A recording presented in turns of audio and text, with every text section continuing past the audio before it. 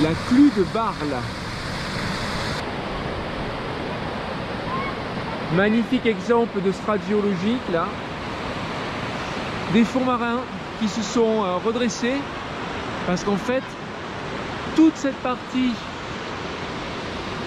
de la Provence était sous l'eau, sous la Tétis.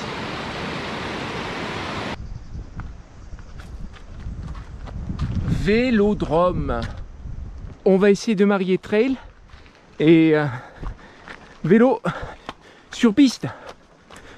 On part de la clue de Barle, première curiosité géologique, direction le village d'Esclangon et au-dessus surtout son belvédère qui permet de voir, d'observer, de contempler.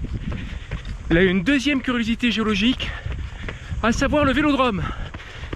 5 km, aller-retour, 380 dénives.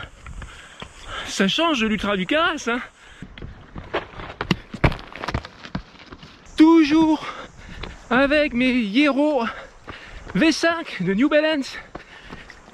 Elles ont 4 ans maintenant ces godasses. Et je m'en sers toujours. Autant vous dire que c'est du solide.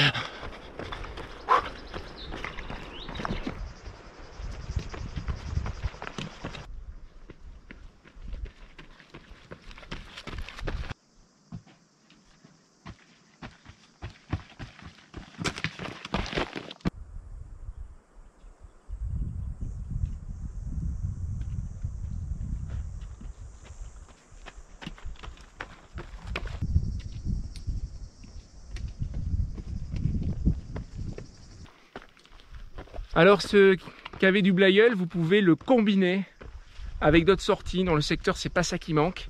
Vous pouvez aller dans les Monges, donc juste derrière. Vous pouvez faire, moi j'avais fait un peu plus de 40 bornes. C'est un très beau massif, il y a un petit lac.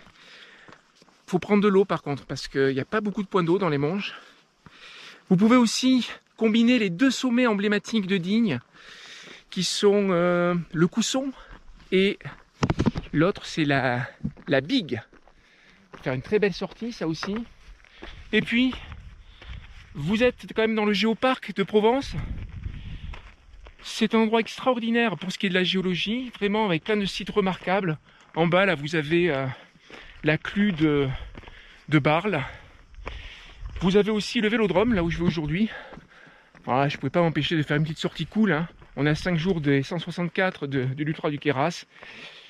Voilà, je prends l'air, c'est magnifique. Je vais aller voir le Vélodrome. Alors le Vélodrome, ça n'a rien à voir avec Marseille, bien sûr.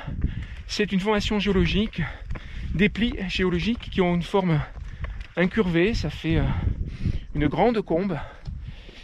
Je vais voir ça tout à l'heure, je vous le montrerai. Et puis, en curiosité aussi, vous avez une petite balade pour aller voir un fossile d'ichthyosaure. Bon, l'ichthyosaure, c'est un reptile marin. Très bien conservé et surtout, pour couronner votre séjour dans cette partie des Alpes d'Haute-Provence, il faut vraiment que vous alliez faire un tour du côté de la paléogalerie de Luc Hébault. Alors qui est Luc Hébault? C'est plein de choses à la fois. C'est à la fois quelqu'un qui a des connaissances extrêmement pointues, extrêmement solides en paléontologie. C'est un tracker de fossiles hors pair, et en plus de trouver des fossiles exceptionnels, il les prépare d'une façon qui, je connais pas d'équivalent, voilà, qui est unique. C'est très beau, ce sont des œuvres d'art en fait. Vous voyez le fossile, la préparation du fossile, c'est à couper le souffle. Donc je vous invite à aller voir sa paléogalerie. N'hésitez pas, voilà, vous allez voir un truc incroyable, unique en France, peut-être unique, oui, bah, de toute façon unique en Europe, dans le monde même. Et vraiment, ça mérite un arrêt, un micro détour, parce que c'est à 5 minutes de Sisteron. Des fossiles, de coquillages. On marche sur ce qui était jadis un fond marin. Et là, en contrebas, le village d'Esclangon, le Blayeul tout au fond. On est au-dessus de la vallée du Besse qui mène vers Digne. À droite, c'est justement le sommet de la Bigue. le Besse il est en bas, c'est ce torrent qui a sculpté toutes les clues qui vont en direction de Verdache en passant par la plus belle qui est celle de Barle. Et là, il y a le fameux vélodrome. Ces strates géologiques qui forment un immense demi-cercle avec au centre une lame, une strate, là il y a une lame incroyable. Les Monges, en contrebas, bon je devine la clue, le haut de la clue de Barle.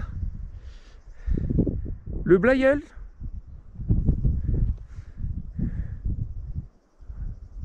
Tout ça me donne envie de revenir pour faire une sortie trail géologie. C'est un nouveau concept.